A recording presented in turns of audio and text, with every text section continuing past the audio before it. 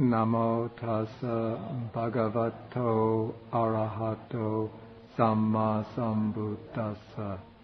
Namo tassa bhagavato arahato samma sambuddhassa. Namo tassa bhagavato arahato samma sambuddhassa.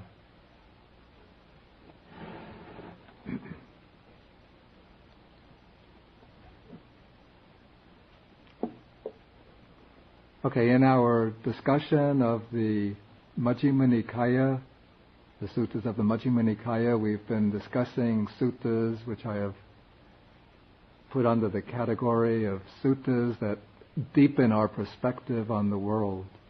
And within this category, we explained the great discourse on the mass of suffering, which exposes the suffering or unsatisfactoriness in sensual pleasures, in bodily form, and in feelings.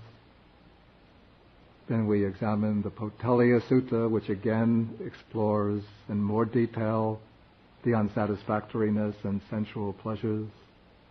Then the Magandhya Sutta, which again expounds the unsatisfactoriness in sensual pleasures and in bodily existence. And then we took a sutta or a series of suttas from the Samyutta Nikaya, which expound the misery, the wretchedness of samsara, the cycle of birth and death. Okay, and now we will see many of these themes come together in the dramatic story of the life of one of the leading disciples of the Buddha.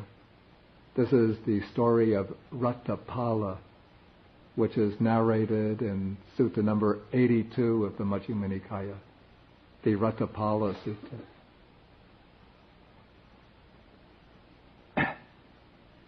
And it is said that the Buddha had 80 disciples who were distinguished for certain outstanding characteristics. These 80 disciples come from the bhikkhus or monks, the bhikkhunis or nuns, the lay followers, the male lay followers, upasikas, and the women lay followers, upasikas. And amongst the bhikkhus, there was one monk singled out as the foremost of those who go forth into homelessness out of faith. And that honor belongs to the Venerable Ratthapala. And this sutta narrates his personal story and helps to explain why he was appointed to this category. Okay, the sutta opens when the Buddha has been traveling in the Kuru country with a large community of monks, and he arrives at a town in the Kuru country called Tulakotita. Now the Kuru country is located in the western part of the area in which the Buddha lived and taught. It's said to correspond with present-day Uttar Pradesh. And the capital of Uttar Pradesh is Delhi. So this would be far to the west of the area where the Buddha usually taught.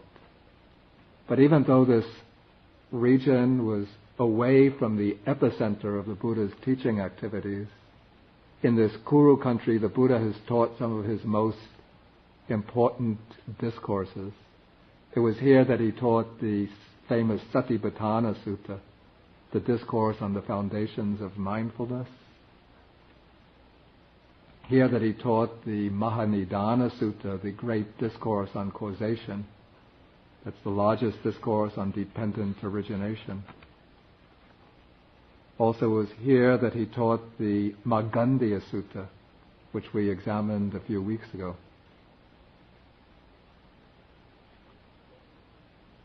Okay, so when the Buddha arrives in the town of Tulakotita, then the report about his arrival spreads amongst the community.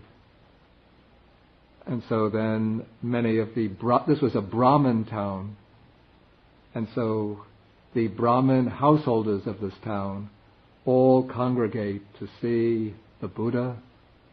Some of them who have some seed of faith pay homage to the Buddha. Others greet him courteously. Others just announce their name and clan to him. While others, these I imagine to be the cynics or skeptics in the group, sit down, sit down silently and wait for him to speak. These are probably the ones who are thinking, these bald-headed ascetics are all the same. They can't work at a decent job and earn their own income. They have to go around wandering from town to town, milking the poor, simple people with their myths and fables about merit and heavenly rebirths. Let's see what this fellow has to say.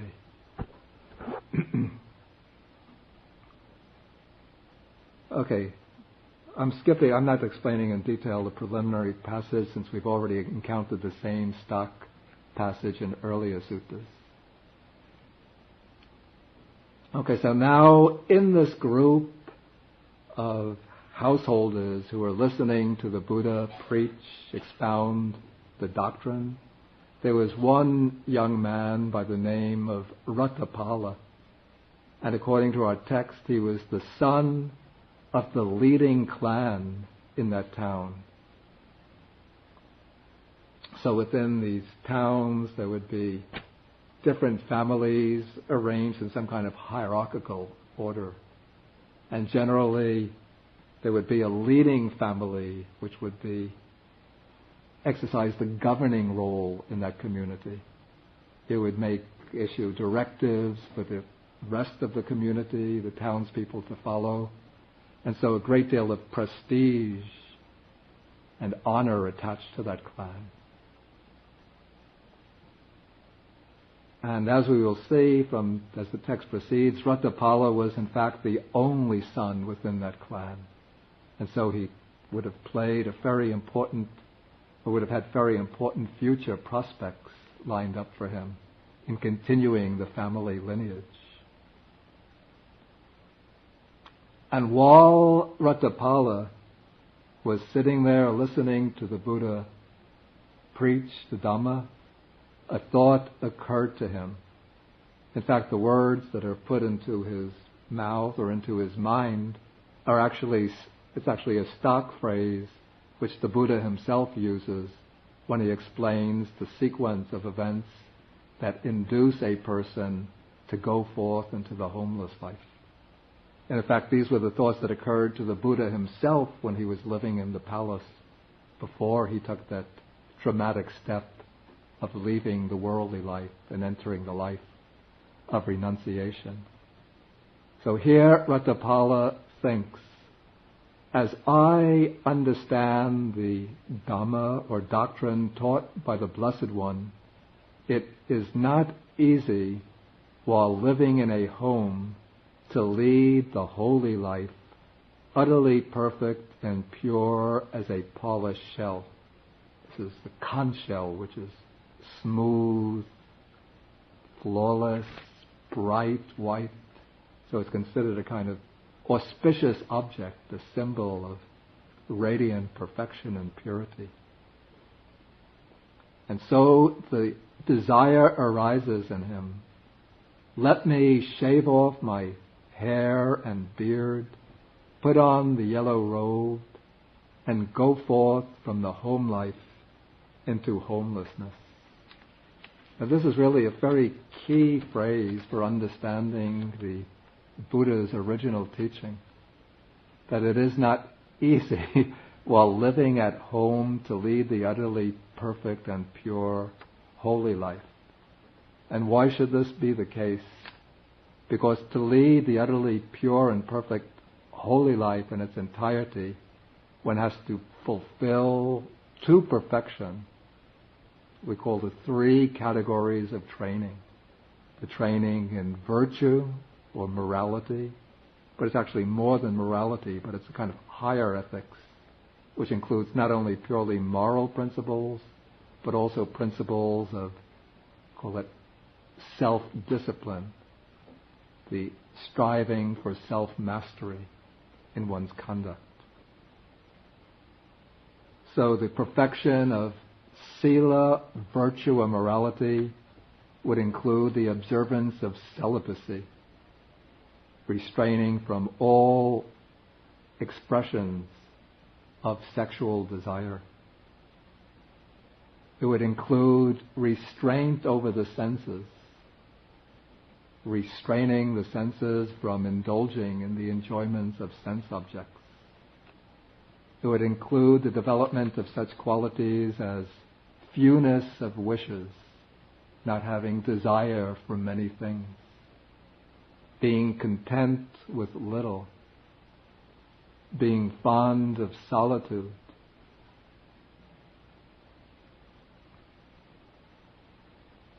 and it would include the observance of many other principles of conduct which are not absolutely moral in their import, in the sense of relating to the relations between human beings, but rather are concerned with the achievement of self-mastery or mastery over the mind with its desires, impulses, inclinations, propensities. Then the fulfillment of the holy life would involve the mastery of samadhi, concentration. This would be the attainment of the deep meditative absorptions, the ability to withdraw the mind from its involvement in sensory data, to withdraw the mind from its immersion in the stream of thoughts, feelings, desires, and enter into these very deep, blissful, and peaceful states of tranquil absorption.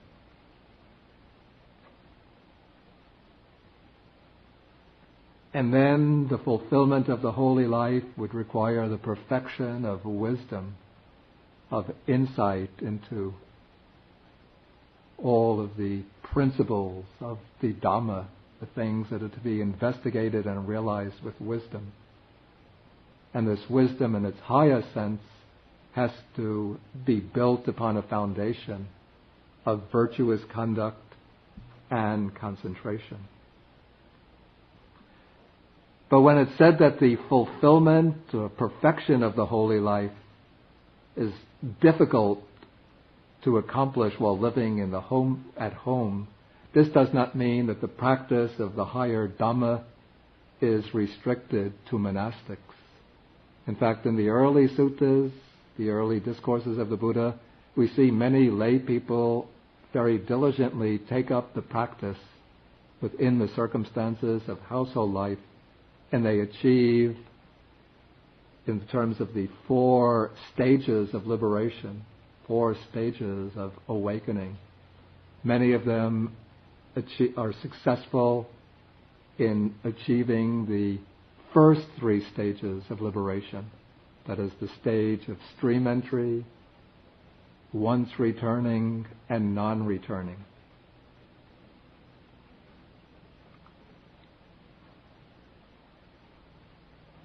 And there are cases reported of some lay people who are still living the household life who attain the 4th and final stage, the stage of arhatship.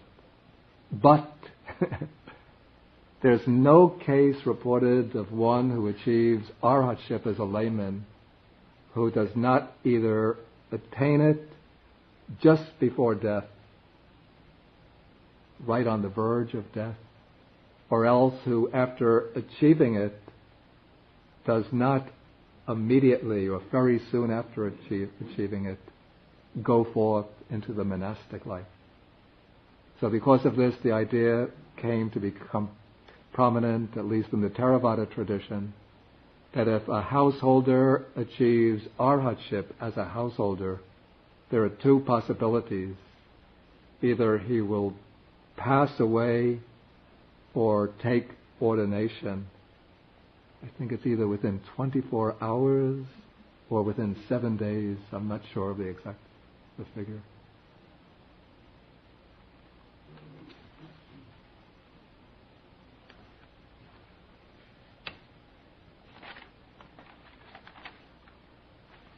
Okay, so this thought occurs to this young man, Ratthapala.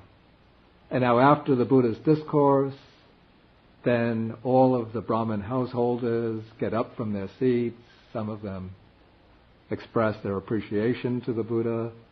Then they depart, they head for their homes. And according to the commentary, Ratthapala intended to go and speak to the Buddha, but he didn't want to be conspicuous by staying behind. And so he set out to return with his fellow townsmen. But after he went a little way, then he used some pretext. He said that he had to relieve himself and go off into the bushes, and told them to go on home, I'll catch up later. And so while they returned home, then he backtracked and went back to the Buddha. And then he told the Buddha what he was thinking, and he asked him right on the spot, please, Venerable Sir, give me the going forth and give me the full admission or the higher ordination. This distinction here refers to two stages in monastic ordination. What's rendered as going forth is pabbaja.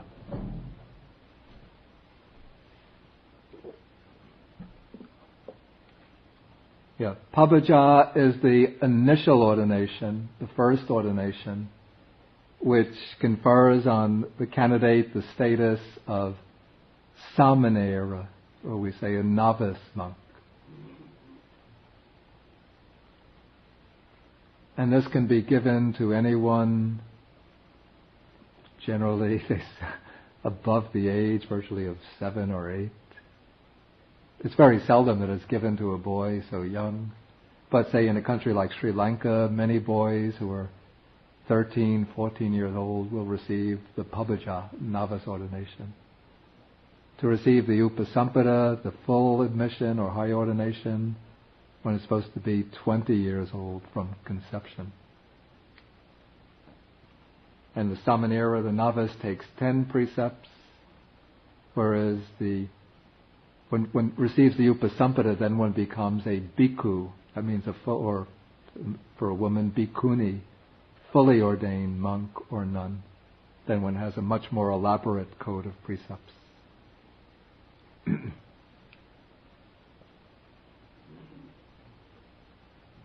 I have to say it's probably unlikely that Ratthapala at this stage was aware of the distinction of these degrees of ordination. It would seem to me that the actual words with which he's addressing the Buddha were put into his mouth by the compilers of the canon after this distinction in stages of ordination was fully established. Probably Ratthapala would have simply asked the Buddha to ordain him as a Buddhist monk. Okay, so when Ratthapala makes this request to the Buddha, then the Buddha says to him, or he asks him a question, have you received permission from your parents to go forth from the home life into homelessness? And Ratthapala says, no, I haven't. Then the Buddha says, Tathagatas. The Tathagata is the designation for the Buddha. It means one who is thus come or thus gone, one who is attained to the ultimate truth. So Tathagatas do not give the going forth to anyone who does not have his parents' permission. Now this was a principle that was laid down by the Buddha very early in his ministry. Soon after his enlightenment, after the Buddha began teaching, he returned to his home state, the Sakyan Republic, and he began teaching the Sakyan people. And then he met for the first time in a number of years his former wife and his son from his marriage. This boy was Rahula. And Rahula now was 7 years old. And the mother said to Rahula, Rahula was very impressed by the sight of the Buddha when he first saw him, and said, even the shadow of this ascetic is pleasing to me. So then his mother said to him, Rahula, go to your father and ask him for your inheritance. The mother probably had in mind that the Buddha should give him, the young prince Rahula should give him all of the treasures of wealth that were to fall to him if he had become the king. So Rahula came up to the Buddha and said, please, sir, give me my inheritance. Then the Buddha turned to Venerable Sariputta, who was standing next to him, and said, get the kid ordained. Why should I give him? Why should I give him treasures of material things which will just decay and vanish? Let me give him the supreme blessing, the supreme wealth of nirvana. And so he had Rahula ordained as a monk, as a novice monk, a samanera. And now when the Buddha's own father, King Suddhodana, heard about this, he was very upset. It had been very painful to him when his own son, Siddhartha, went forth to become an ascetic and then to become the Buddha. And now his grandson, Rahula, was ordained as a monk. And so Suddhodana came to the Buddha and made the request that he lay down a principle for the monastic order that monks will not give ordination, even the novice ordination, to anybody to any child without their parents' permission. And the Buddha agreed to this request. And then the Buddha laid it down that any monk who gives the novice ordination to a young person without the parents' permission is at fault for what is called a dukkata. That's a minor type of monastic offense. But strangely, at least within the Theravada system, when a child or a young person wants to be ordained, it's not compulsory to ask the question, do you have the parents' permission? So young people get ordained as novices. They can get ordained as novices without the parents' permission, but it is when giving the ordination of upasampada, the higher ordination, that one has to request the candidate, do you have the parents' permission? And in that case, if they don't have the permission, then the higher ordination is denied, but they can still remain as a novice.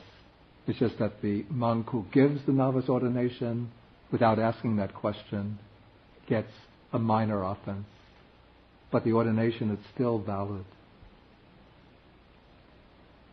So now Ratthapala has admitted that he doesn't have his parents' permission, and so the Buddha has said, in that case, I can't give you the ordination.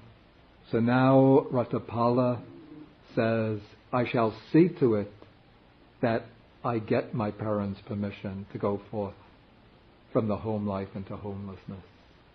And so now Ratthapala goes to his parents, asks them for permission, explains to them his thought. Again, it's all expressed. Probably for ease of transmission, it's put into these stock formulas. No doubt, in actual life, Ratthapala would have sat down with his parents and given them a long explanation, made very clear his reasons, his thoughts, his feelings. But if all of this explanation were to be preserved in the sutta, it would have been extremely difficult to transmit the text by the process of oral transmission.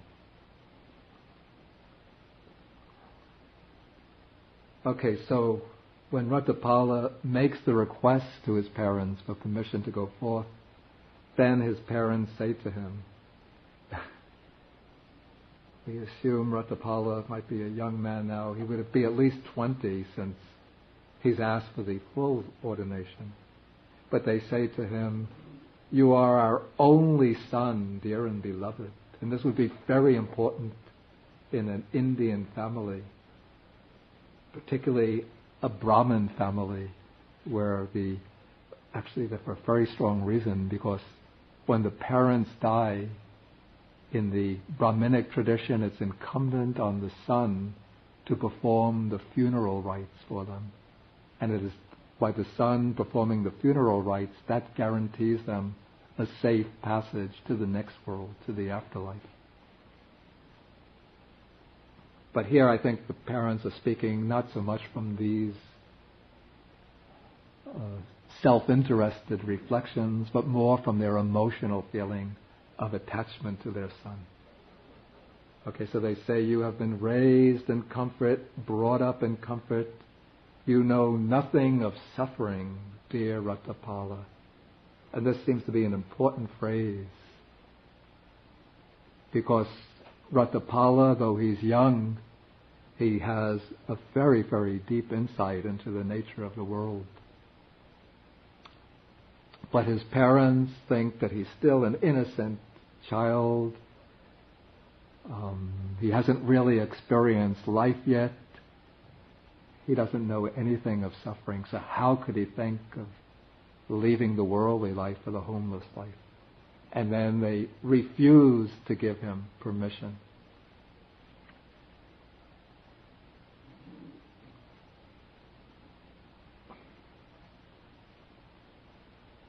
This is all very familiar to myself, since I went through the same thing when I wanted to become a monk. This is what my parents said to me: you're only 27 years old. You know nothing of life, nothing of suffering. And my other relatives said, how can you, so young, you know nothing of suffering?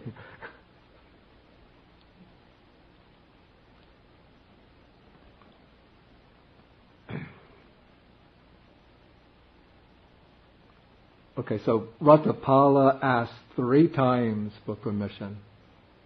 3 times the parents refused. And then after this triple refusal, Ratthapala lays down on the floor.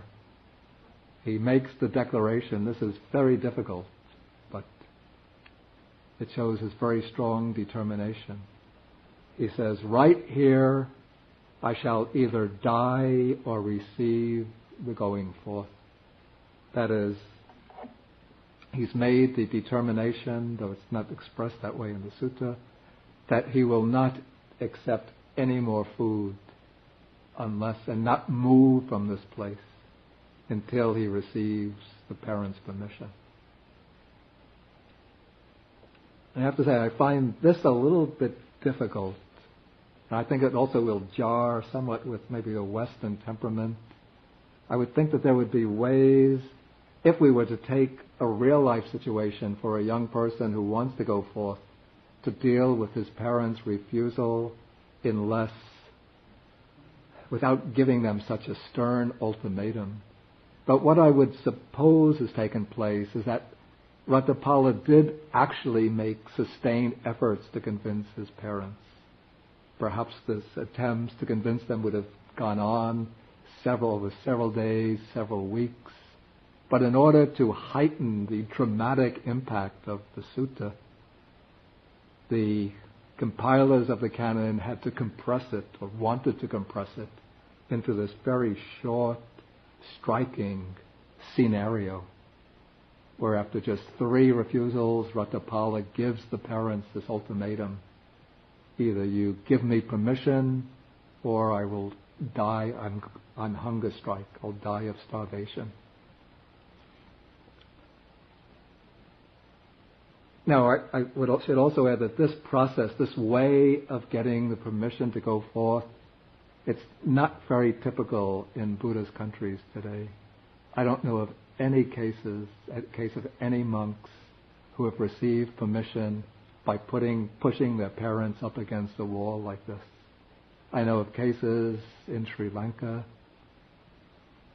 with other Westerners as well as Sri Lankan monks who tried to get their parents' permission. The parents were reluctant, and then they just continued to work at their job for some time, continually exposing their parents more and more to Buddha's teachings, explaining the reasons for them, until the parents relented and agreed for them to go forth. But I think the reason why this sutta was composed in the way it has been and has been included in the canon is to underscore this, I would call it a very, to express this, but to pinpoint this conflict of claims between the social order represented by the family over the individual on the one hand, and on the other hand, the right of the individual to embark on the course leading to deliverance, to liberation, despite the resistance and objections of the social order as represented by the family.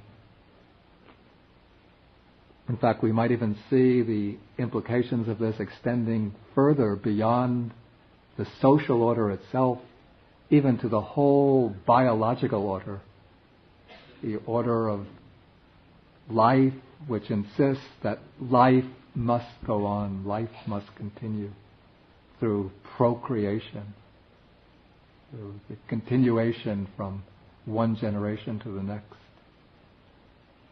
In fact, basically, the same story as this comes in the Vinaya Pitaka as the background story leading up to what is called the first expulsion offense. It's the first offense which leads to expulsion from the monastic order, which is indulgence in sexual intercourse. And in that case, we have a story of a young man who goes forth, just like as Ratthapala does. He returns to visit his family, and the family appeals to him, please stay at home and lead a household life. He refuses. Then the parents say to him, okay, if you want to remain a monk, fine. But at least you left your wife behind. At least beget a child through her. So we will have an heir, somebody to pass the family wealth to. And so then this person, Sudina is his name, reflects and thinks, now there are no monastic rules laid down yet. So he thinks there are no rules prohibiting this. I'll get my wife pregnant, she'll have a child, and I can go off and meditate happily ever after.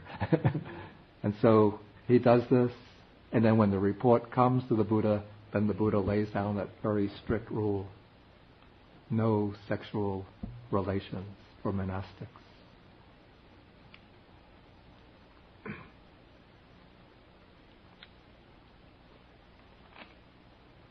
Okay, so now we have Ratthapala is stretched out on the floor here, saying, holding up the sign, permission or or bust. Parental permission or bust. And so the parents appeal to him, and then they lay down the line saying, you get up, eat, drink, and amuse yourself. You can be happy enjoying sensual pleasures and making merit. That is, they try to convince him that if you remain as a householder, you can still lead a virtuous life. You can do meritorious deeds by doing acts of charity, offering alms to the monks, to the ascetics. You could engage in welfare projects for the community. And so you can do meritorious deeds which will lead to a happy rebirth. But we don't want you to leave the household life. They say, even if you were to die, we would lose you unwillingly. So now while you're alive, how can we let you go forth? And so 3 times this exchange goes on. 3 times Ratthapala remains there insisting, I want to get your permission. Then the parents go to the friends of Ratthapala, and they ask the friends, come, convince your friend Ratthapala, convince him to get up and to give up this foolish idea of going forth. The friends try on behalf of the parents, but they don't succeed. Ratthapala is still persisting in his determination. And so finally the friends, Ratthapala's friends, go to the parents and say to them, we can't convince him. It's apparent, probably now several days have gone by, and Ratthapala has not taken any food, maybe not taken any water, maybe he's getting weak, sickly, and so they realize that he is intent on fulfilling, remaining true to his resolution, that he won't abandon it, but will either die there or get permission.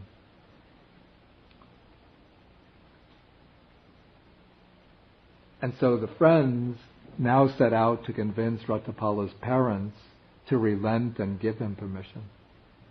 So they say that if you give him your permission, so if you don't give him permission, it's obvious that he's going to die. But if you give him your permission, then he will live and he'll come back from time to time and you will be able to see him. And then if he goes forth, maybe he won't be happy with the monastic life. Once he sees how different it is from the life of comfort and luxury to which he's accustomed, he might just think that it's not for me. And then he'll return to the family life. So they say, give him permission to go forth.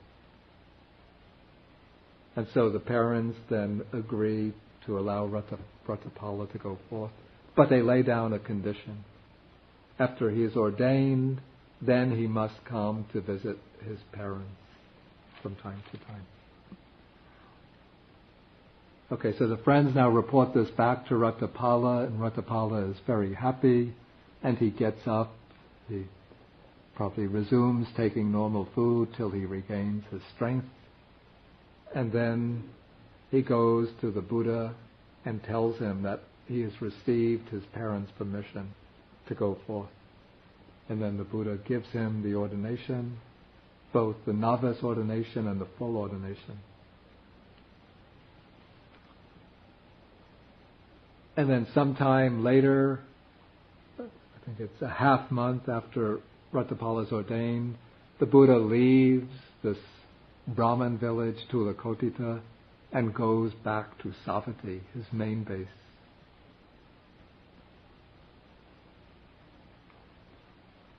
And then the text, now we're in paragraph 14, says, before long, dwelling alone, withdrawn, diligent, ardent, and resolute, the Venerable Ratthapala, by realizing it for himself with direct knowledge, here and now entered upon and abided in that supreme goal of the holy life, for the sake of which clansmen rightly go forth from the home life into homelessness. And then, in other words, he becomes an arhat. And though the text says before long, nachiraseva, which means in no long time, the commentary glosses this by saying 12 years.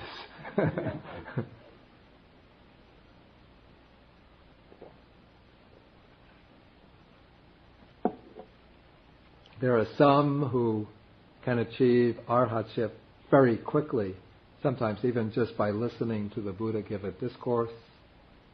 Some who have to train for a short period, some who have to train for a more extended period. And Ratthapala belongs in that third category. And so after Ratthapala, and even though the commentary pulls this figure seemingly out of nowhere, we'll see from the ensuing text that it seems to have a sound reason for making this statement. Okay, now after Ratthapala attains arhatship, then he comes to the Buddha and tells him that he wants to visit his parents.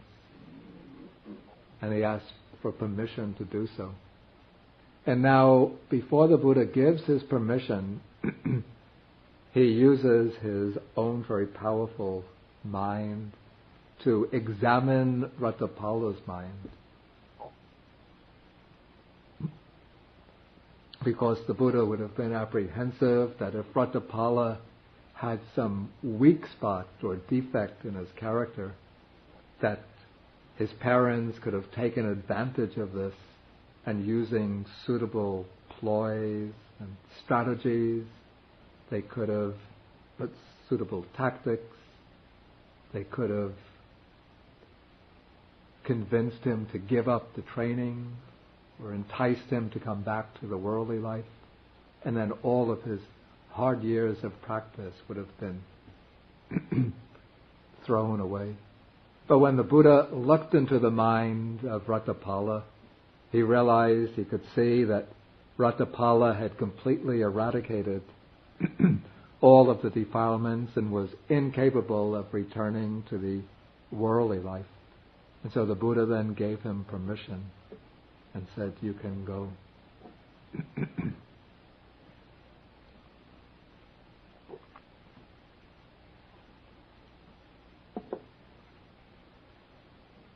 Okay, now we come to the next scene in this unfolding drama. Ratthapala arrives back in his hometown and excuse me, my voice is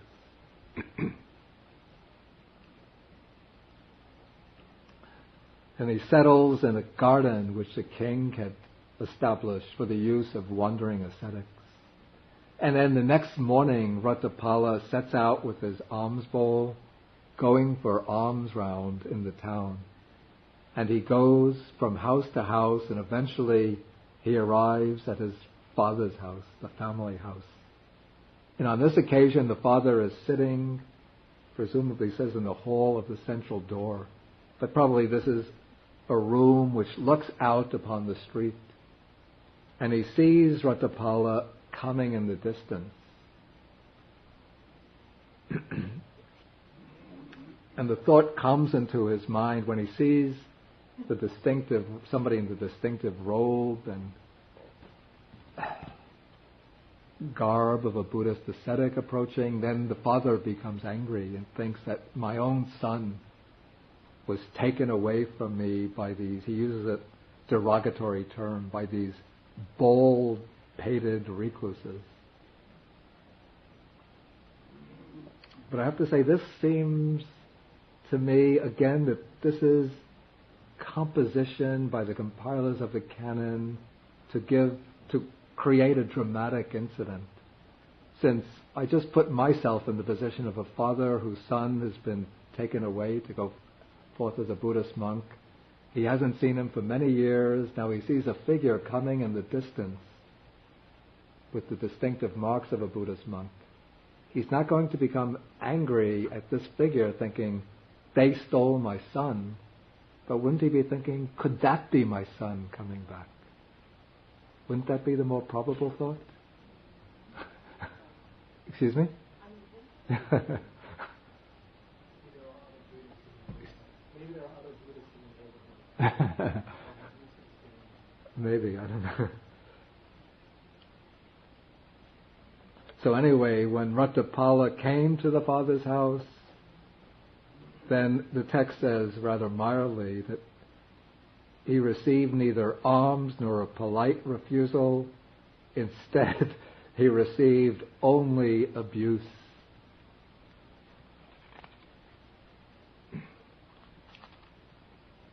So the father would have spoken angrily and said, and you see, this is what seems to indicate that a long time must have gone by, because the father didn't recognize him. If it was just even 1 year, 2 years, the father should have realized that this is his own son. But if it was 12 years, then it still seems to me that the father would have recognized the son even after 12 years. I've seen friends that I haven't seen after 20 years, 22 years, and recognized them well enough. Yeah, but it doesn't work the other way around. Yeah. My own experience Yeah. as monastics, Yeah. we kind of freeze the time with our friends in the mundane world. Yeah. we remember them as such. Yeah. But their life continues. Yeah. And they, like, when they see us, they don't recognize that away. That's my experience. Yeah. It's easier for us to remember our friend or recognize our friend, even after 12 years, 20 years. Yeah. But it's not as easy for them to recognize. Yeah. Especially if he was 20 years and between 20, 32, 33, it would have changed quite a bit. Okay, so the father abuses him. And now just then, a slave woman in the household was about to throw away some stale porridge. And Ratthapala saw this and said, if you're going to throw that stuff away, then you might as well put it into my alms bowl. And then when she is doing so, then she recognizes the distinctive characteristic features of Ratthapala she doesn't recognize the face or the body, but somehow she recognizes certain characteristic features of the hands, feet, and voice. Again, whether this is real actual fact or a dramatic episode, I don't know. But when the servant woman recognizes Ratthapala, she's astonished. She goes to the mother and says, know that your son Ratthapala has come back. And the mother says, if this is true, you're free. You're no longer a slave. Then Ratthapala's mother goes to the father and says, please know that they're saying that Ratthapala has come back. And the father when he hears this, he must have realized that this ascetic who he just abused, that this is his own son. And meanwhile, Ratthapala, after receiving the porridge, has gone to a certain shelter that was set up in the town, the shelter for the use of wandering ascetics. And he's taking his food. And then the father comes up to him and tries to appeal to him to come to the house. And the father is now ashamed and embarrassed that he had refused him food, and he now sees his son eating this leftover porridge. And says, come to your own house. But Ratthapala says, now I have no house. I am a homeless one. And when I went to your house, I didn't receive alms there. I didn't even get a polite refusal. Polite refusal is when one says, we're sorry, sir, we don't have any food prepared now. If you like alms, please come back tomorrow. We will be certain to have something ready for you. But instead, all you did was abuse me. Then the father tries to convince him to come back to the house and have a meal. But Ratthapala says, I finished my meal for today. But the father now invites him to come for the next day's meal. And Ratthapala consents in silence, but the father has a plot in his mind. And so the next passage explains this plot. The father goes back to the house. He has all of the gold coins and bullion. This is all of the family wealth. He collects it all into a pile, covers it over with mats so it doesn't appear. And then he goes to Ratthapala's former wives and asks them to adorn themselves in the ways that Ratthapala used to find made them most dear and lovable before his going forth. Does anything seem a little peculiar in that passage? She thought that she wasn't married. Yeah. Now, I have a question. Yeah. In the Indian custom, Yeah. they usually arrange marriage at a young age. Yeah. Right? Yeah. So, if there was such a case when someone of that a son goes forth, Yeah. Is the family obligated to still take the female into the family? It would seem to me that would not be the case. No. So they are like. Of course, I haven't studied the mores, the customs of ancient India from that perspective. But just intuitively, it would seem that if a childhood marriage is arranged between a boy and a girl, or in this case, several girls, and then the son goes forth before the marriage is consummated, it would seem that the parents of the son would not be under any obligation to take those girls into their household after they grow up. My understanding is like even in China, old China, they would have to. They would have to. Yeah, because the girls are considered kind of like, women were considered property. Yeah. And if they were already given to someone, they would, the girl's parents would have received some kind of gift, things like that, and they wouldn't give it back. I mean, so in the end, the male family will still have to take care of that girl. Otherwise, she would have to starve or go. Yeah. Yeah, this I don't know. It's rather. I have to say, it's rather strange that the wives are introduced here. One would think, especially when it says that adorn yourself with ornaments in the way Ratthapala found you most dear and lovable. So Ratthapala would have known these girls, or his wives, from the time before his renunciation. And if he was 20 years old at that time, then he would have certainly have been old enough to have consummated the marriage, assuming that they were roughly of the same age or maybe a few years younger.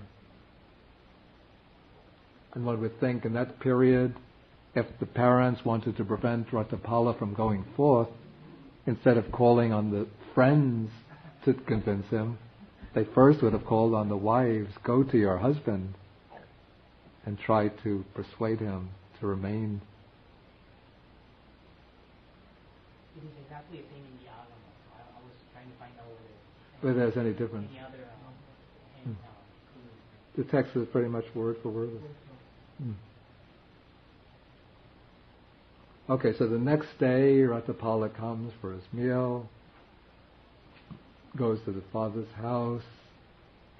Then when he arrives, the father unveils the pile, before serving the meal, he unveils the pile of gold coins and bullion and says, this is the legacy coming from your mother, this is your paternal fortune, this is what comes from the other ancestors. Come, give up your monastic robes. As my mother always used to say to me, grow your hair. So now even if she used to say, why don't you grow your hair? Now even if I wanted to, I couldn't do it. Even to get that 1 inch for the doctor to test, I was having trouble getting 1 inch of hair. Come, enjoy the wealth and do acts of merit. And now Ratthapala speaks to the father. These sound like really stern words. It might be somewhat difficult for a Westerner to empathize with a son speaking to a father in this way. Does that seem to be the case? Such tough words. If you would follow my advice, then take this pile of gold coins and bullion, put it on carts, carry it to the river Ganges and dump it in the middle of the stream. Because on account of this, there will arise for you sorrow, lamentation, pain, grief, and despair. I think a modern young man, if he were in a situation like that, he would try to appeal to his parents and say, please understand that I have reasons for taking the living as a monk. These are my reasons. I'm not interested in wealth. the enjoyments that wealth can provide. But it seems that, again, I have to say, this sutta seems to be like a dramatic way of highlighting this. On the one hand, from one aspect, this clash or conflict between the demands and expectations of the household life, and on the other, the individual's urge, move, yearning for spiritual freedom. And so to bring out that conflict, that contrast, within its starkest form, various sort of dramatic devices have to be used.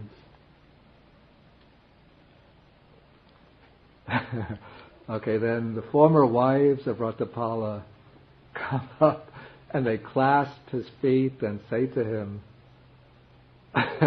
what are they like, those nymphs for whose sake you are leading the holy life? Now what this means, you see, like there was an idea that one gives up the worldly life and leads an ascetic life with the hope that one will be reborn in one or another of the heavenly worlds, the heavenly worlds that are occupied by these beautiful, what do you call them? Celestial maidens. We call them acharas or apsaras.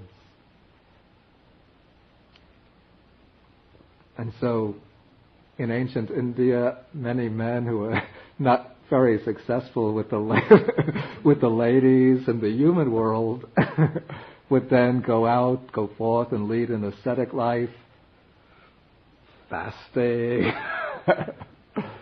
sleeping on beds of thorns, exposing their bodies to the heat of the sun, the cold of the winter, not thinking, maybe tomorrow I'll attain nirvana, maybe next week I'll attain nirvana. No, thinking, maybe in my next life I'll be reborn in that heavenly world. Oh, I've heard the maidens, the celestial maidens in that world, some have black hair with twinkly eyes. Some have blonde hair with fluttering eyes. Beautiful, bewitching smiles. I heard such and such a guru praise the beauties of that world. Maybe I will get to be reborn there.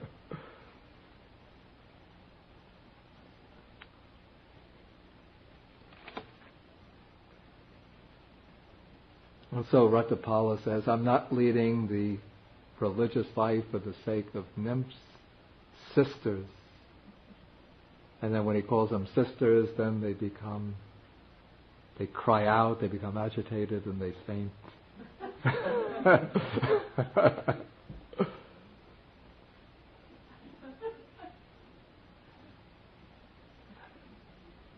Okay, so now Ratthapala, though he's trying to remain patient, but he says to his father, if you want to offer the meal, then offer it, but don't make trouble for me. So the father finally seemingly gives up on his tactics and offers the meal. And according to the commentary, I don't know if this is in the Chinese version, but according to the commentary, the father had also posted 2 sentries outside the house with instructions that when Ratthapala leaves, you grab him, if he doesn't agree to our appeals to return to the household life. When he leaves, you grab him by both arms and forcefully you strip the yellow robes off him and clothe him forcefully in householder garments. Is that in the Chinese version? About the 2 sentries, 2 strong men put out there. His father told his wife. Yeah. To remove the robes and put on the white clothes.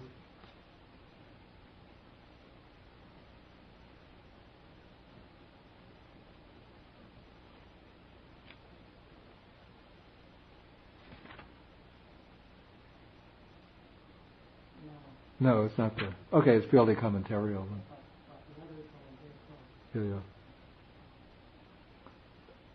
Okay, then Ratthapala, after he eats his meal, then he stands up and he utters some verses.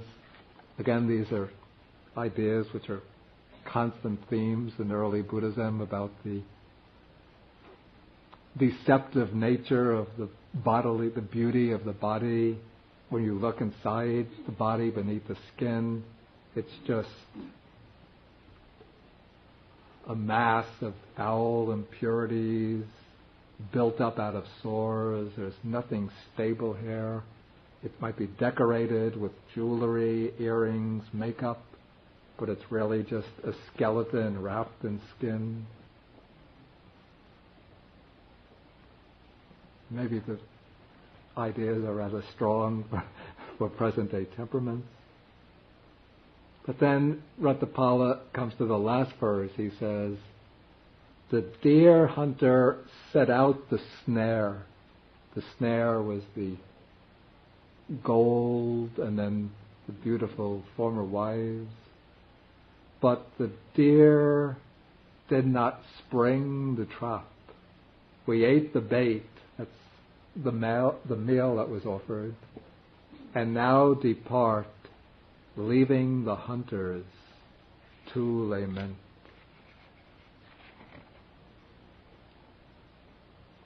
Okay, I'll try to finish the sutta. I see there's quite a bit to do, but there's a fair number of repetitive passages. Okay, now so Ratthapala gets up and utters these stanzas, and according to the commentary, again this is not so believable, Ratthapala rises up into the air through supernormal powers and departs through the air. That is, to avoid the strong men who are waiting outside the door to grab him and strip off his robes. Then he goes back to the garden set up by the king and spends his day meditating at the foot of a tree. And now here again an incident that seems a little peculiar. The king addresses his gameskeeper to go to the garden and tidy up the park. And when the gamekeeper goes to the garden, he sees Ratthapala sitting at the foot of the tree, and then he returns to the king and tells the king that the clansman Ratthapala is there, the one of whom you have always spoken highly. Now the gamekeeper recognizes Ratthapala. Of course, it's possible by this time the report has already gone through the town that Ratthapala has returned. Possible. But maybe this is a somewhat fictional incident put in order to sustain the continuity of the drama.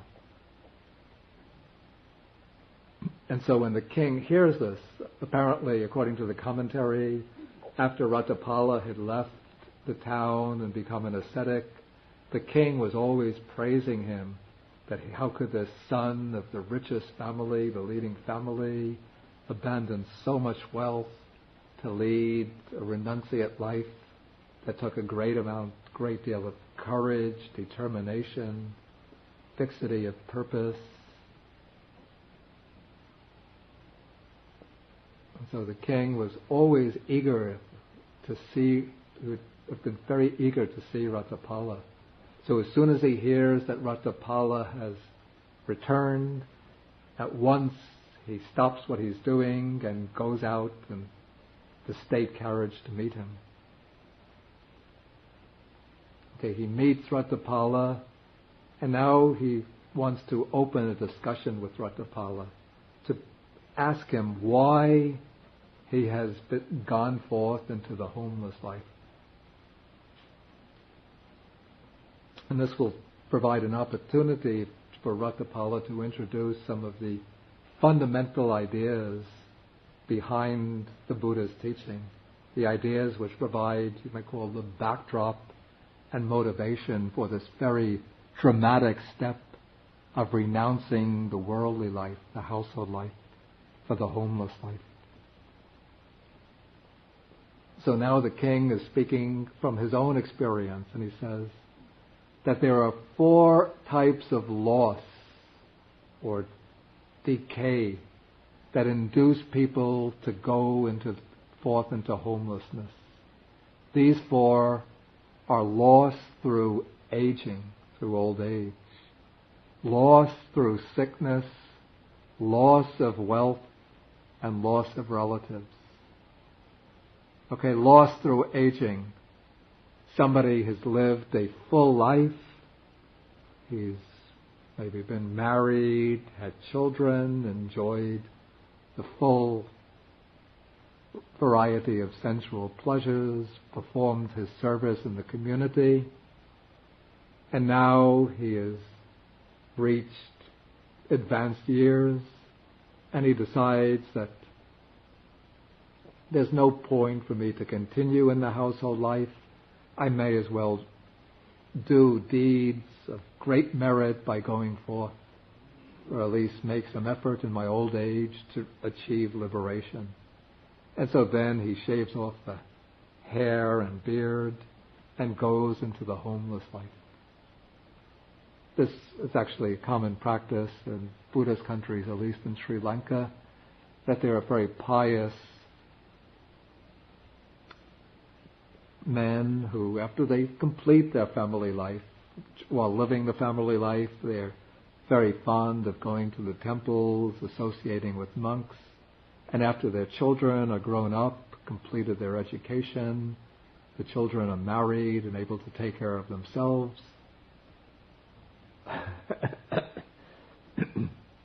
sometimes after the wife dies, or even they're able to arrange for the children, one of the children, to take care of the wife, then they decide to become ordained as monks, and then they get ordained in old age. And when one has lived as a monk for a while, one develops a kind of faculty, like when I visit a temple or hermitage, when you see somebody who we call Buddha-pabajita, one who's gone forth in old age, almost intuitively the sense comes, we could distinguish who is like a real Mahatera, who has been a monk for many, many years, just from something in the manner it gives the person away, the way the person conducts himself, and who has been gone forth in old age. It's sort of like a sixth sense that one acquires. Okay, but here Ratthapala went forth when he was a black-haired young man endowed with the blessing of youth. The next case is one who has become sickly, weak, gravely ill, and he can't earn any more wealth, can't enjoy worldly pleasures. And so he thinks, I'll go forth as an ascetic. So I have to say, it seems difficult for me to understand how somebody who is sick can go forth in as ascetic, since the ascetic life makes such stern demands on the physical body. But Ratthapala has gone forth in the prime of life when he was in excellent health. Okay, the next is when somebody loses all of his wealth, and he tries, but he can't acquire any more wealth. So he thinks, if I'm going to live in poverty, at least let me do so in grand style, with receiving the respect and veneration of people. And so they go forth as ascetics. And so now, instead of having to beg rather abjectly for food from people, give me the supports of life, now they can just go with their ascetic robes and alms bowl, and people think, a sadhu, a holy man, let us give offerings to him. And then they can enjoy a quite comfortable life.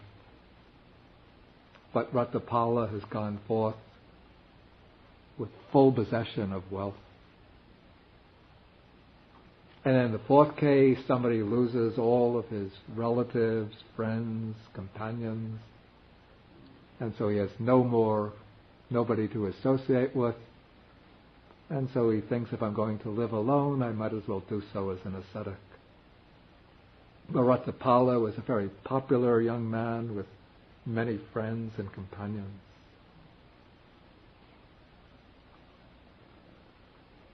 Okay, so the king is puzzled and he wants to draw out from Ratthapala the reason. Why is it that you have gone forth as a young man in the prime of health from a wealthy, well-established family and with many, many friends and relatives? And now Ratthapala is going to explain his reasons for going forth. And this will show us what was the perception of suffering that Ratthapala had gained from listening to that first discourse of the Buddha that he heard. What was it that impressed him so deeply and induced him to take that momentous step of leaving behind his prestigious family, leaving behind all of the wealth, his wives, his friends? What was it that he had seen and understood to motivate him to go forth into homelessness? And so Ratthapala answers with what he calls 4 summaries of the Dhamma that have been taught by the Blessed One who knows and sees. And when I knew, saw, and heard these 4 summaries, then I went forth into homelessness. But though Ratthapala says that he's heard these 4 summaries of the doctrine taught by the Buddha, but in fact, these 4 summaries in just this form don't come anyplace in the Pali Nikayas. The ideas are there, but we don't have this set of 4 items grouped together. So perhaps this was a teaching which somehow was not preserved by the elders, or perhaps it's just that Ratthapala on his own is combining ideas that have come from different sources in order to make this group of 4 items. Okay, the first theme is that, as it's set out in the sutta, life in any world is unstable. It is swept away. I've put on the board, I put the Pali, and I've translated somewhat more literally. The second is that life in any world has no shelter and no protector. Third is life in any world has nothing of its own. One has to leave all and pass on. That is the third summary. The fourth, life in any world is incomplete, insatiate, the slave of craving. That is the fourth summary.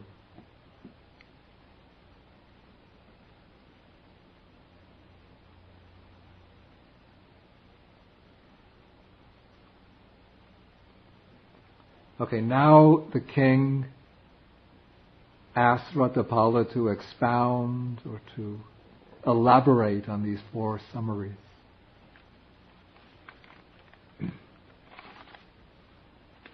And Ratthapala will do so. And he does so always in very concrete,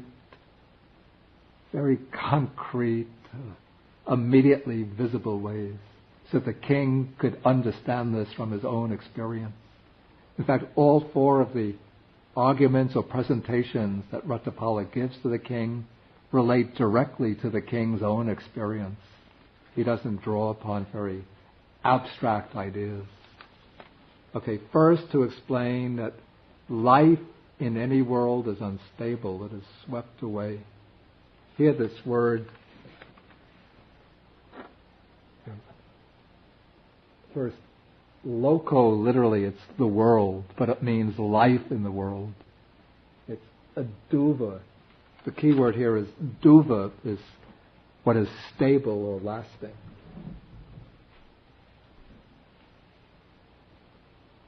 And that's aduva is the negation of that. Then upaniyati means that it's moving on. Or even say that it's approaching its end.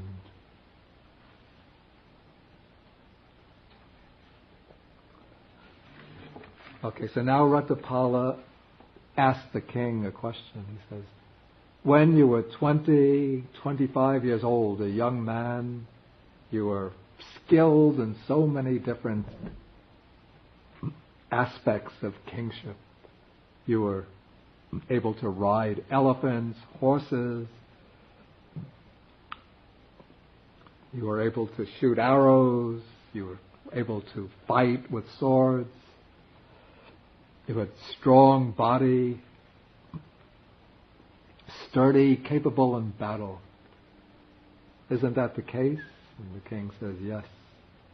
And now he asks, are you now so strong? Now are you sturdy and skilled in so many different arts?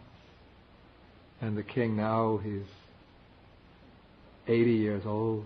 He says, now I am old, aged, burdened with years. Come to the last stage. I've turned 80. When I lift my foot, I want to put it in front of me. Sometimes on its own, it goes to the side. And so, Ratthapala says, it was on account of this that the Blessed One has said life in any world is unstable, it is swept away. And when I knew and saw this for myself, then I went forth into homelessness. And here, this first point, the sutta doesn't make any attempt to correlate these 4 points with any other doctrinal framework. But it seems to me that this first point is illustrating the law of impermanence, the characteristic of anicca or impermanence. And it's doing so in the sense of indicating or implying, even though the king now, he's 80 years old, so now he's old. But the point is that with this verb upaniyati, we're moving on or approaching.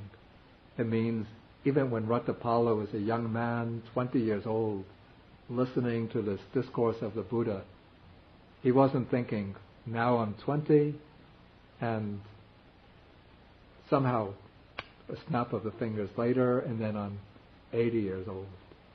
But he realized that all the time, this is the nature of life.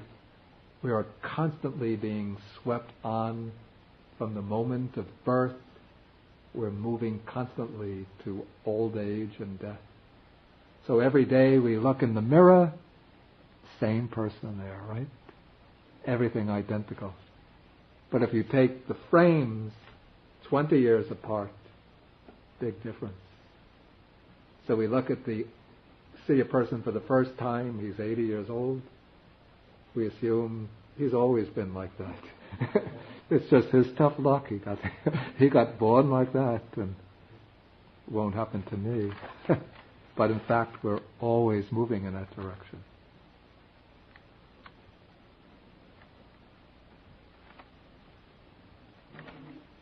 Okay, so this is the process of impermanence, which is unfolding from moment to moment. Okay, the next theme or topic of Dhamma.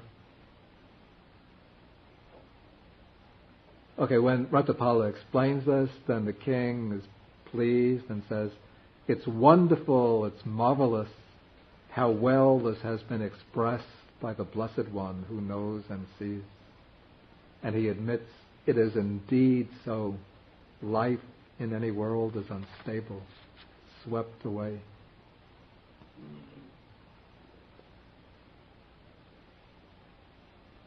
Okay, now the king is giving a sort of counter-argument. He says, now there exist in this court elephant troops, cavalry, chariot troops, infantry. They are able to vanquish any threats to us. And yet you say life in any world has no shelter and no protector. How should we understand the meaning of this? Now Ratthapala again asks with reference to the king, do you have any chronic ailment? And the king says, I have a chronic wind ailment. And sometimes, probably he's coughing, maybe it's kind of asthma that he has. And so he's coughing, breathing very heavily. And so all of his friends and relatives are standing around him, thinking the king is going to die, the king is going to die. And now Ratthapala says, can you request your friends and relatives, come friends, come my relatives, please take this illness away from me. You love me so much, why don't you take it upon your own shoulders and share it, so that I might be relieved of my pain? Or is it the case that you have to experience this pain yourself? And the king says, I cannot ask my friends and relatives to take the pain upon themselves, but I have to experience it myself. Okay, so this teaching, this principle of the Dhamma, this is what substantiates the claim that life in any world has no shelter and no protector. And this, to my mind, this seems to be a kind of pointer to the characteristic of dukkha, of unsatisfactoriness or suffering. That it's a fact of life that we each have to bear our own pain and suffering, that nobody can, by an act of magic, can take our pain and suffering upon themselves. Even though other people can help us, give us relief, console us, doctors can give us medicine, but in the final analysis, we all have to grow old ourselves. Nobody can, with a wave of a magic wand, make us young again when we're sick, even though medical science can do wonders, but there are many illnesses that medical science cannot alleviate, and those we have to bear. And in the end, we have to die alone.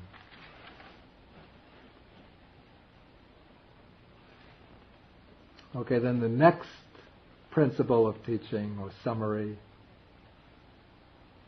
is paragraph 40 now. The king says, in this court there is abundant gold and bullion stored in vaults and depositories. So you say life has nothing of its own. We have to leave and pass on. How should we understand this? So Ratthapala says, now you are enjoying yourself endowed with the 5 cords of sensual pleasure. But will you be able to determine, let me enjoy these same 5 objects of sense pleasures in the future, in my next life? Or will you just go on to your next life in accordance with your karma, and then you have to leave all of your wealth behind and others will take possession of it? And then the king has to admit that I have to go on alone and others will take possession of my property, my wealth. Not only the wealth, this is an idea that we have, Sabban Bahaya Gamaniyang. One has to abandon everything when one passes on to the next life. And we analyze this in terms of the three things that one has to give up and leave behind. First, one has to leave behind one's wealth, one's possessions. Then one has to leave behind all one's friends and relatives. And then third, one has to leave behind even this physical body. So everything has to be given up. And in my mind, this seems to be a pointer to the characteristic of non-self, in the sense of one doesn't have any kind of complete possession or mastery over things. But everything, one says, it's mine, it's mine. The bank account is in my name. I write the checks. But in fact, we give it up, and everybody else, others take possession of it, and we take nothing with us when we go. Okay, then the fourth characteristic or fourth theme of teaching is that this world is incomplete or lacking, that it's insatiable, never satisfied, but a slave of craving. And now Ratthapala uses arguments which will be immediately comprehensible to a king. Okay, now we could use this argument with any country. This is the nature of empires. Okay, now the king he's ruling over this Kuru kingdom, which is one of the major kingdoms of northern India. But suppose a man came from the east and said that there is a large country, powerful and rich to the east. It has a lot of troops, a lot of gold and bullion. It has women for you to take as wives, and you're able to conquer it. Go ahead and conquer it. What would you do? Would you just say, as a king, I'm satisfied with what I have, I don't need any more territory? No. If the king could conquer it, he'll go ahead and conquer it. And similarly, the west, north, south, across the sea, if there's a country, would you conquer it? Again, he's just like a puppet controlled by his craving. I'll conquer it. So this indicates the nature of craving. As long as we work on the premise that craving is the key to happiness, we'll just go on being driven by that craving to pursue this enjoyment, this pleasure, this object, with never an end in sight. And so when Ratthapala saw that it's the very nature of craving, always to be dissatisfied, always to want more, then he knew that the only release was through ending craving by entering on the homeless life. And so when he saw that, then he went forth into homelessness. Okay, that is the statement of Ratthapala. And then he ends the sutta with some verses. Actually, these verses are also found in the Theragatha, the collection of verses of the elders. They're actually very beautiful, very moving verses on the inevitability of death and the implications that we can draw out from reflections on death. But I won't expound them. But I really do suggest that you read them and reflect on them.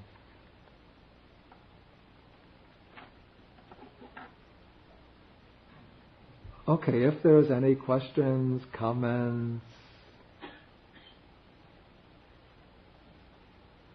Yeah, please.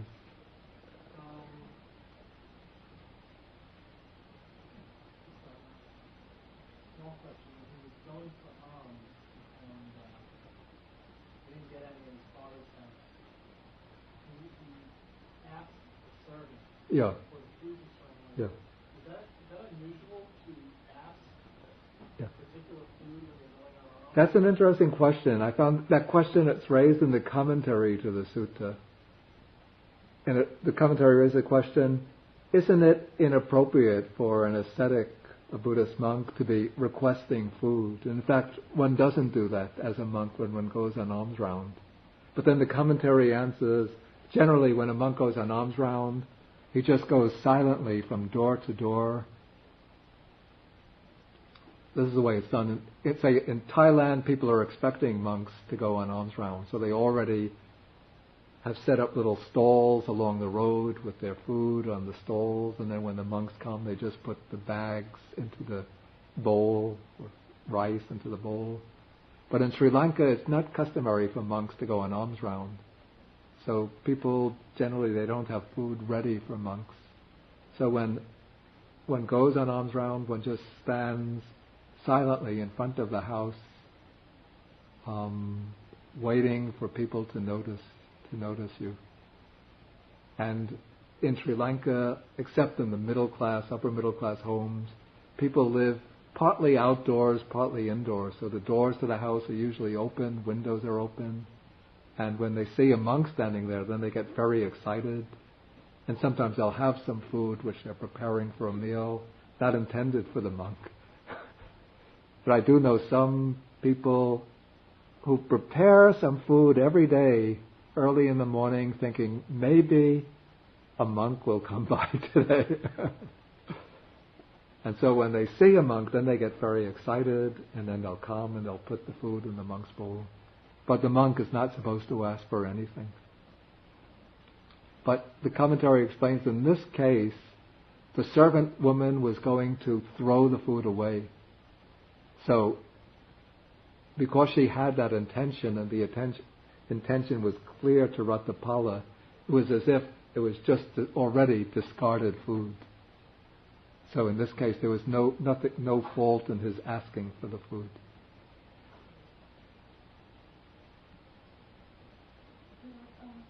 About the Kuru town. Yeah. In Ratthapala Sutta, I understood that the Kuru town was a town of people who practiced really well. Yeah. Actually, it was the town, the Kuru country was actually a whole province, not a town. But within the Kuru country, there was a town called Kamasa Dhamma. That's where the Buddha taught the Satipatthana Sutta, as well as the other deep suttas, like the Great Discourse on Causation. And it said that the people in that town, Kamasa Dhamma, were already very dedicated to the practice of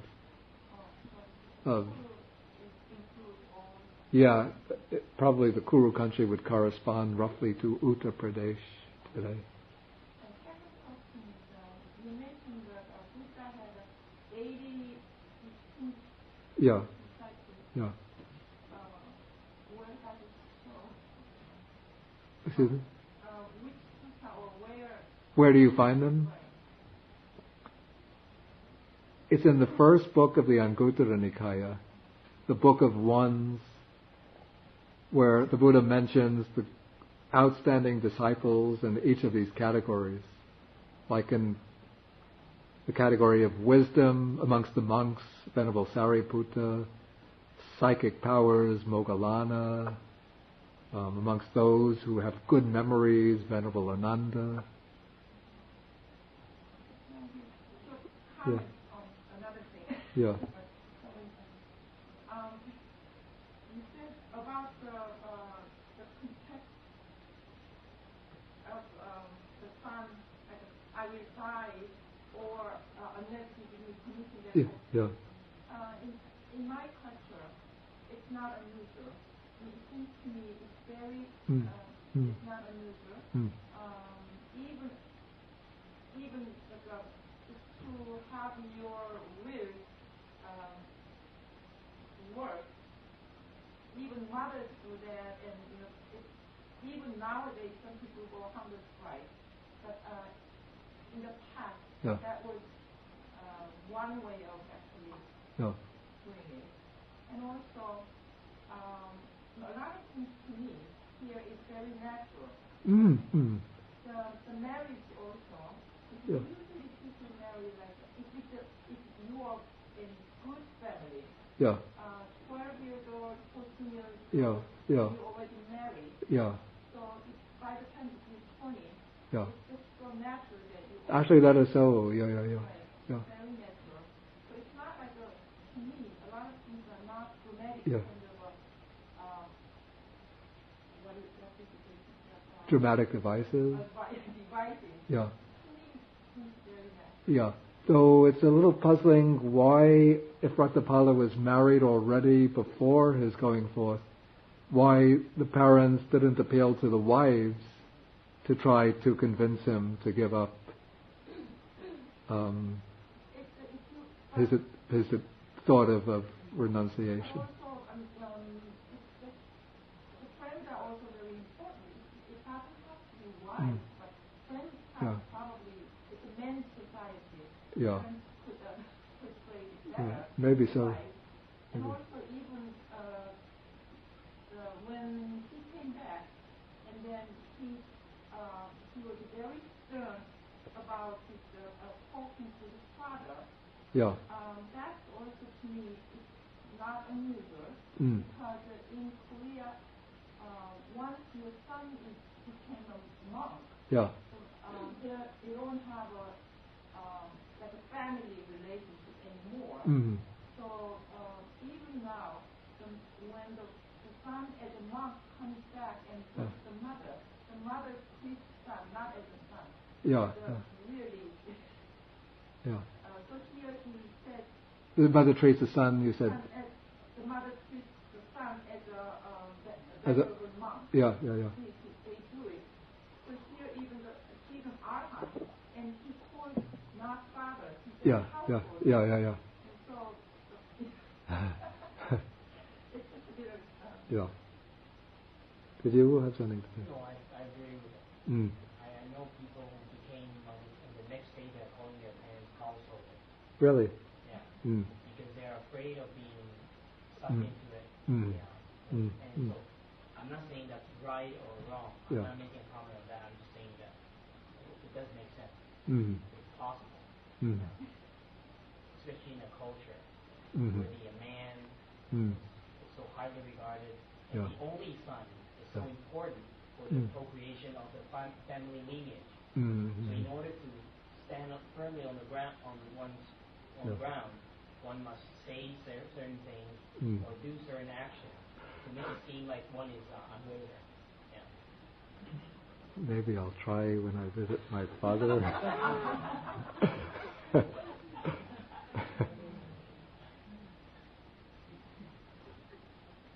Any questions, comments?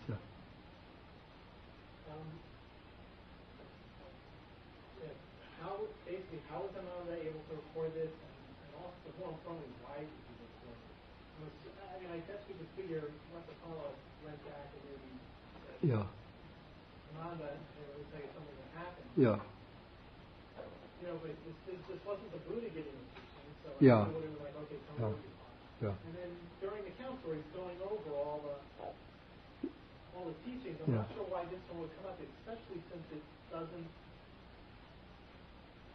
Especially since it's so different from, it doesn't directly map to a discourse of the Buddha. Regular teaching. Yeah. Oh, we could clearly see the connection.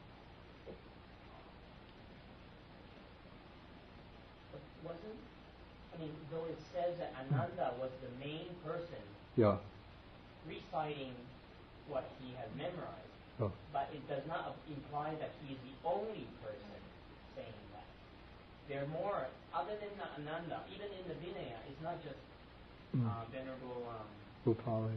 Yeah, he's not the only one. I mean, others who remember certain things that Buddha has said, they can bring it up. That's the way I understand it. Yeah, the thing is, Ananda did not only memorize suttas that came from the Buddha, but others would have reported to Ananda either suttas that they had expounded or they had heard from others. But again, that is assuming, taking what I would call a very innocent view of the compilation of the suttas, whereas I would be inclined to see some amount of composition taking place and purposes at work here. And particularly, my thought is that the purpose of the main purpose, that each Nikaya has its main purpose. The main purpose of the Digha Nikaya is to serve, to propagate the Buddha's teachings amongst people in the contemporary society, and to convince non-Buddhists of the virtues of the Buddha and his teaching. So we have in the Digha Nikaya many long, popular style teachings, obviously intended for a popular audience, as well as teachings which show the superiority of the Buddha and the Buddhist monks to the Brahmins. The Buddha is engaging in debates with the Brahmins. The Buddha appears superior to the gods worshipped by the people in the contemporary society. The main purpose of the Majjhima Nikaya, in my view, is to serve as a kind of compendium of the doctrine and the training for monastics. It's not exclusive, but there's a special emphasis upon the training of monks.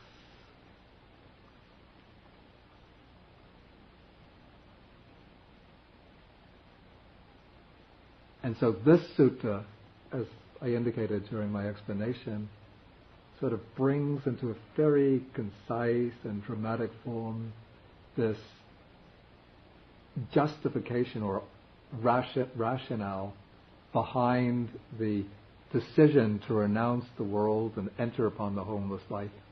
And it does this by dramatically expressing this conflict between the demands of family, society, even the biological order, and the urge, yearning, longing of the person for spiritual liberation, and a kind of justification of the right of that individual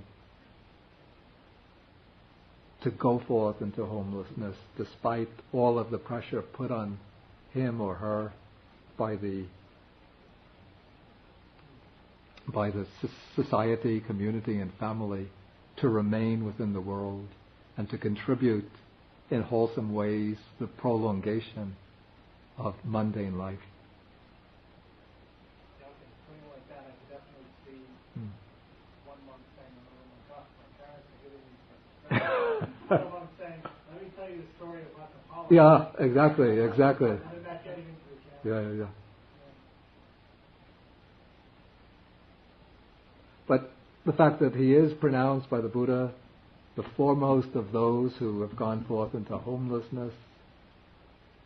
So there's probably a kernel of a story that's true behind it already. But the way the story came to be, one could see that the compilers of the canon elaborating some kind of building upon this original kernel of the story, then elaborating it. You know, you have to have conversations which would never have been learned by any person. Thoughts that have come into the mind of people that are never recorded by any person. You have to include them in order to give continuity to the story.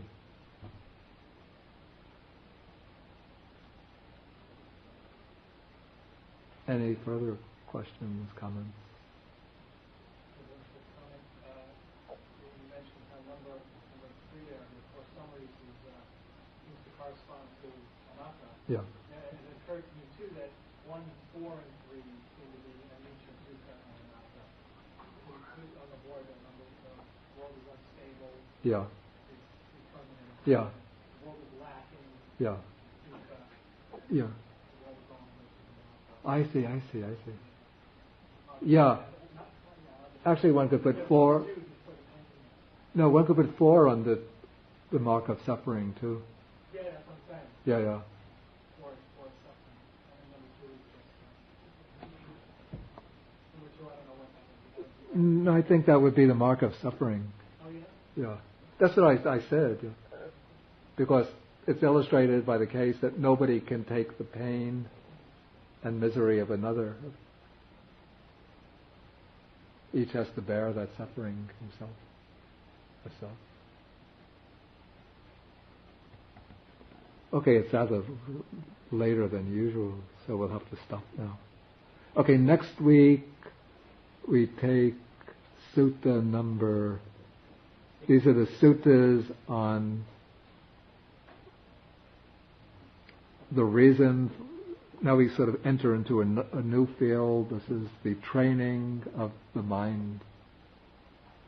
And then we take the purpose of the holy life. Two suttas. One is number 63, and the other is sutta number 29, is that, or 30? 29. Perhaps I'll be able to deal with two suttas in one class next week. Okay, thank you for your attention, and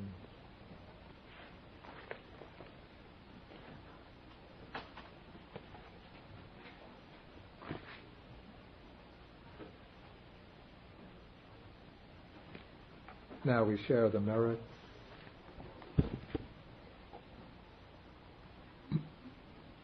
Do you have that page? Okay. Akasata chabumata devanaga mahidika punyantang anumoditva chirang rakantu sasanang. Akasata chabumata devanaga mahidika punyantang anumoditva chirang rakantu desanang. Akasata chabumata devanaga mahidika punyantang anumoditva chirang rakantu mang parang. Etavata cham hehi sampadang punya sampadang sabbe deva anumodantu sabba sampati